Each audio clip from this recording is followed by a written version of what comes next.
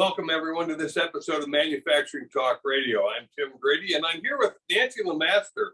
Nancy works with the Institute for Supply Management. She is the committee chair for the Hospital Purchasing Managers Index Report.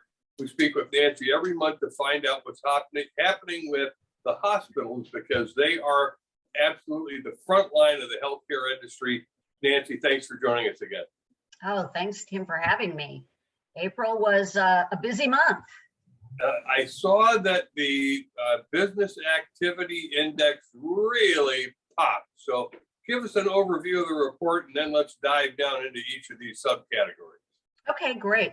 So if you remember in February and March, we saw a real contraction of business as the hospitals were starting to empty out of Omicron, but the electives had not come back. Well, we saw that change in April, kind of as we thought we would. The hospital PMI, the global index, the Purchasing Managers Index, was at 56.3, up 5.9%. And where we really saw the growth, as you mentioned, business activity went from 44, so it had been contracting, to 61, so a 17% jump. And new orders jumped 12.5%. They also had contracting. They jumped to 58.5. So we did see kind of that backfill of volume start to come in. Our backlog of orders was still at 55.5. I would expect to see that improve a little next month, but really, given we had such strong business activity and such strong new orders, and the comments from the panelists really did indicate that, unlike a year ago in 2021, where, the Omicron variant kind of overlapped the Delta variant, right? And we saw a tiny dip, but the hospitals filled back up with more COVID cases.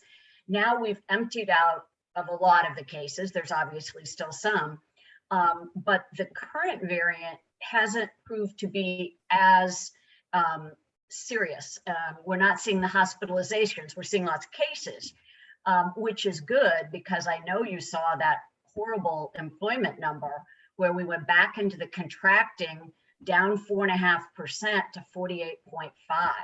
So, some of the capacity is being constrained, even though there's demand for the elective procedures, the capacity is being constrained by staffing. Yes, I did see that, and I noticed some of the respondent comments mentioned it because they have the capacity, they have the patients, they just don't have the people. Right.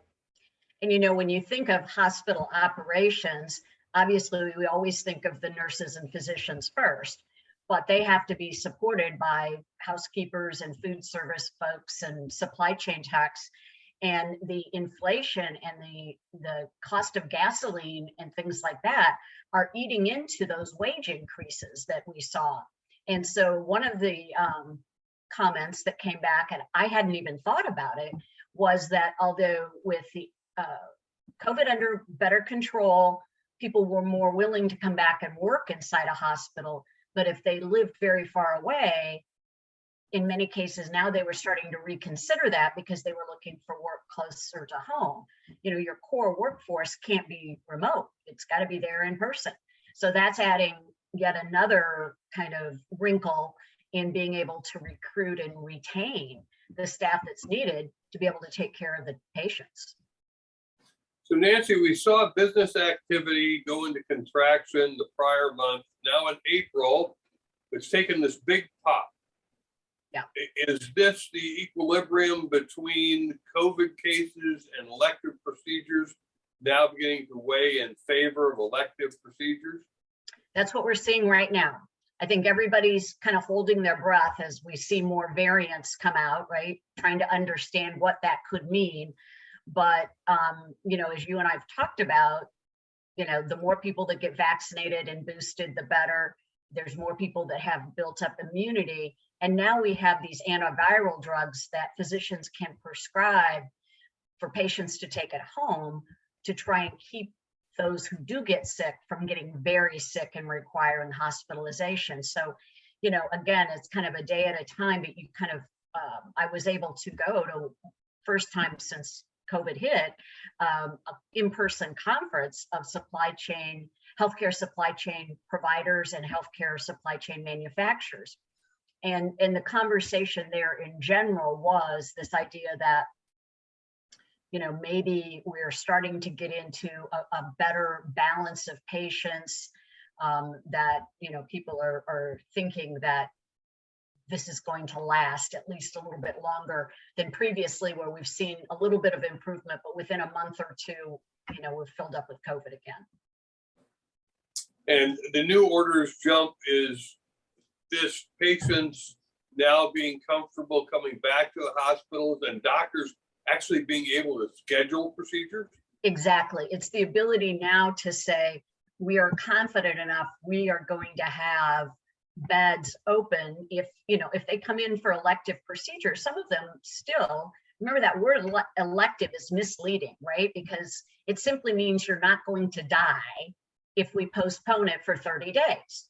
So, we're talking about people with cancerous tumors that need to be removed, in some cases, heart procedures that, while not immediately life-threatening, require a hospital stay post-surgical. So now hospitals are feeling comfortable enough that they'll have that ICU bed just in case they need it. And they're bringing back not just the simplest of electives like cataract surgery or things that are very outpatient oriented, but some of these more involved elective procedures. And so, that's a good sign. I wonder if you would pick a couple of the comments that your respondents made. I found a few of those to be particularly interesting. One from a respondent that said, we don't have any COVID cases at all. I mean, you can count them on one hand. Right. We've talked about the fact that this is a disease that's very regional, and we've kind of seen waves go across the country. So you do get a lot of variability in terms of how fast it came and how fast it went. There was also a comment from out west in the Intermountain region saying they still were seeing quite a bit of COVID out there. It was from Utah. And so that's a state that's had kind of low vaccination rates, and they've definitely had a hard time pulling out of this. So you're going to see a lot of variability. And this changeover from kind of COVID to elective is having an impact on the supply chain, as you would expect, right? Because the types of supplies that are in demand for electives are different than for COVID. And we kind of saw that. I'm sure you kind of noticed some of the changes in the supply chain metrics this month, and the shortages that were being felt were different than we felt previously. So we saw a lot of comments about, yet again, shortages of IV fluids, of laboratory reagents, of some of the plastics. But one of the real serious ones that's just come out is, we've had the shutdowns, from talking with Tim about the manufacturing shutdowns in Shanghai. Well, contrast media, which is used in radiology tests, CTs, MRIs, is in very short supply now, to the point that General Electric and the ARM, the Association for Healthcare Resource Materials Managers, have sent out guidelines on how to conserve contrast media because they can't get it out of China. And the other place that it's produced is in Sweden. And we have a lot of disruption in that part of the country with the war going on in Ukraine being not too far away. So, we're seeing a shift, but, supplier deliveries did get slightly better at 57 versus 58.5. And those had been in the 70s. So that trend is good. But, we talked last month, we thought inventory had finally contracted down to 40.5. And we thought that matched the sentiment that it was too high, bounced back up to 50.5, 10% increase. And again, the comments that we saw were this lack of predictability in lead times, this lack of predictability is causing them to increase their inventory, even though the sentiment at 57, up 2.5%, they're like, we know it's too high, but we're still buying. And part of it's right sizing, comments of burning down some PPE, but stocking up on these areas like laboratory and IV solutions, et cetera. But a lot of it is just the lack of predictability. And, with healthcare supply chain people, the last thing they want to do is put a clinician in a situation where they don't have what that patient needs. So we saw a lot of pressure on inventory levels, again, due to, just the not knowing, and prices, just like what you heard with the services and the manufacturing. Prices were up 77 versus 73. Pharmaceutical pricing held flat, but the supply pricing was up 4.5%. So big hits there. At the conference I was at, Tim, there was a lot of talk about the pressure on hospital margins and how the high labor costs, the high supply costs were leaving them kind of trying to figure out what to do, because hospitals can't just raise their prices. They can't add a fuel surtax, to something. So a lot of concern about what's happening with margins and how they're going to cope.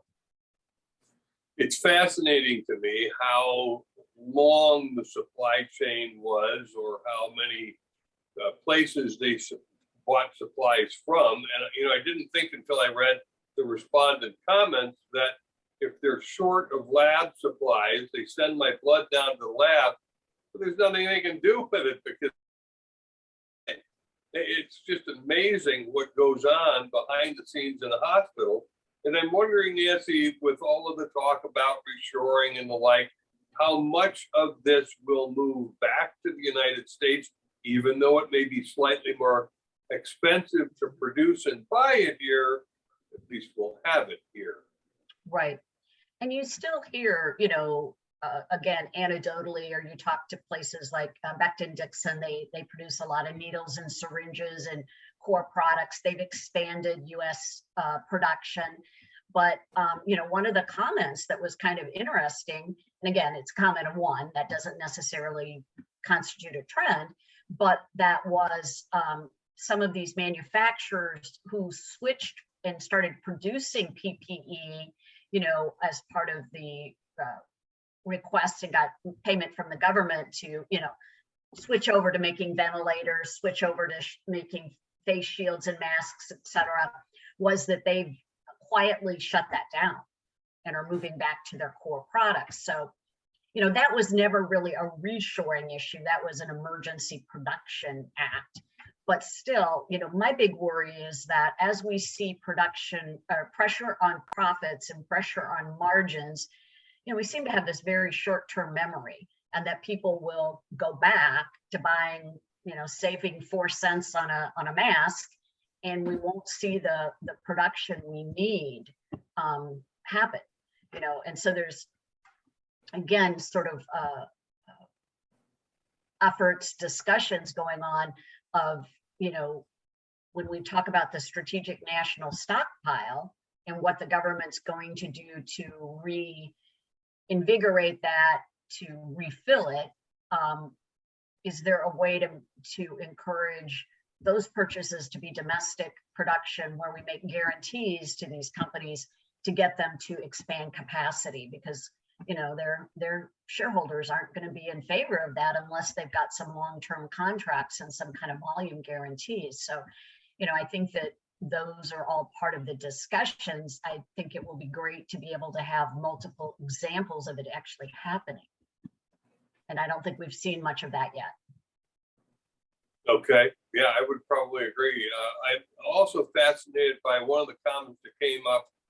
IV solution is in short supply, and this came up a couple of years ago when a hurricane slammed into the Houston, Texas area, knocked out chemical manufacturers who couldn't make the plastics to supply the IV solution bag manufacturer in Puerto Rico. It's so all interconnected that I found it fascinating that we've hit that bump in the road again.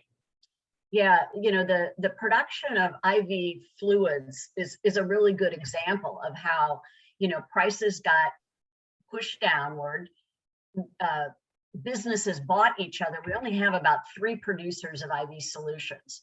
One of those is in Puerto Rico. So when we got hit by the hurricane in Puerto Rico and the storms in Puerto Rico, that's been an issue. And they've been very hesitant to increase production. And so again, I was part of a group that tried to work to get another manufacturer to open a plant in the US. And the stumbling block again was they needed 5 to 10 years worth of commitment to be able to get the capital to do it. And very short-sighted, people didn't want to commit because, they were afraid they'd be locked into higher prices and somebody could undercut it. So that's still an area that, we need to have more innovation and new technology. The plants have been pretty dated. Now, I do know that I think Baxter is making some investments in that area now. But you think something as simple as saline water, right? Completely shut down a hospital. You can't do surgery. You can't anymore. If somebody comes to the hospital, they're sick enough, they need IV fluids. I mean, it's just a really challenging thing that we're learning is some of the most basic, least complex, supplies are showstoppers. And we've got to do a better job of assessing the risk, related to those supplies. And it's interesting that you were trying to get a manufacturer to produce in the United States and they weren't comfortable that they couldn't get a 5 or 10 year commitment, as if 5 or 10 years from now we're not going to need IV solution. Right. So, right. I'm surprised that didn't turn out as you had hoped. One of the conversations that we have had is, how is the government responding to all this? A national healthcare policy, the ability for doctors and nurses to cross state lines. I'm imagining that's inching forward, but is there any more exciting news that might have popped up since we last spoke, Nancy, on that front? I haven't really heard anything on that front, but I did come in contact with, and I'll have some updates for you next month. At the conference I was at, I was introduced to a gentleman from works for the federal government related to the Strategic National Stockpile and some of the work they're doing with 3M. And so the plan is to connect back up and learn a little bit more about this idea of they call it private-public partnership, the government partnering more closely with distributors and manufacturers around how could we do a better job of managing this strategic stockpile and making sure that the products within it don't expire. That's one of the big issues is you can't just take medical supplies and sit them somewhere for 5 years and then, bring them all out again. We need to figure out a way that they don't get wasted, that somehow they get circulated through the supply chain, like you're almost constantly replenishing that stockpile. You're drawing out of it, moving it through hospitals so those supplies get used before they expire, but you've got a mechanism to fill it back up again. So I think I'm going to learn more about where they are and how advanced those discussions are so I can share it with you. That would be fascinating to know that, and how we're doing on the portability of patient records. Although even with my own doctor, I'm beginning to see some movement in that area where they have me sign a form that allows my patient records to be more from this within this healthcare system to within that healthcare system, even though it's a different network. Right. There's a core grouping of data elements. That's the best way I could put it. And it is required now that hospitals, that information systems, your electronic health record had to be certified by 2021, I think it was, the end of 2021, that they had the capability for this grouping of data elements, some of it demographic about you, some of it things like your allergies, certain medications, et cetera, that they could transmit that data electronically to any third-party system. Okay, and so the electronic parts can talk to each other, but what we have to do is make sure that the hospitals are inputting that data into the electronic health records. And so I'll give you a great example that I work on, because one of the projects I work on is data standards in healthcare, and we have not adopted those the way the retail industry has, et cetera. So if you have an implantable device, it has a unique device identifier, just like you'd expect it to. But in many cases, the hospitals don't have the capacity or are not putting it in your electronic health record. If there is a recall on that device, the only way we can find it and associate it with you is if it's in your electronic health record. That's a data element that's supposed to be transferred wherever you go. If it's an implantable device, not all supplies, just implantable devices, if it's available. Well, some places are saying, oh, well, it's not easily available, we're not putting it in there. So we've got a lot of work to do with healthcare providers in order to make all of those elements flow through your medical record. We got to make sure we get them in your medical record. But there is progress, especially with the electronic end of it. So you're right, you're able to see things. If you would move, if your provider uses Epic for their electronic health record and you go somewhere that uses Cerner, those data elements should be able to transfer over there. Nancy, one last question as we wrap this up. You had mentioned other variants, and the last one that I had heard of was Omicron BA2. Have there been variants past that? There are sub-variants of the BA2, like I think it's BA2.12.2. There's really academic sub-variants that they're watching right now.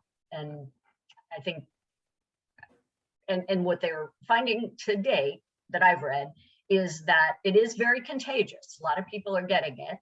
The vaccines have some ability to deal with that variant, but in terms of preventing serious illness and hospitalization, it's not necessarily blocking people from getting it. But that's why we, knock on wood, we have not seen the spikes in hospitalizations with any of the current variants that they're studying. Well, the good news is we're not going to use the rest of the Greek alphabet, we hope, on this particular one. Oh, yeah. We're all learning new things, aren't we? Yeah. Well, Nancy, thank you again for joining us on Manufacturing Talk Radio from the Institute for Supply Management and sharing information about this report. I just want to remind our viewers and listeners they can go to ismworld.org to access the report in full. Nancy, thank you for joining us. Thank you, Tim. And for all of you who are surfing around the web and going to ismworld.org, also stop by jacketmediaco.com, where you can find this episode and all of the podcasts that we have put together for the manufacturing and business community. We hope you stop by often, and thank you for listening to this episode of Manufacturing Talk Radio.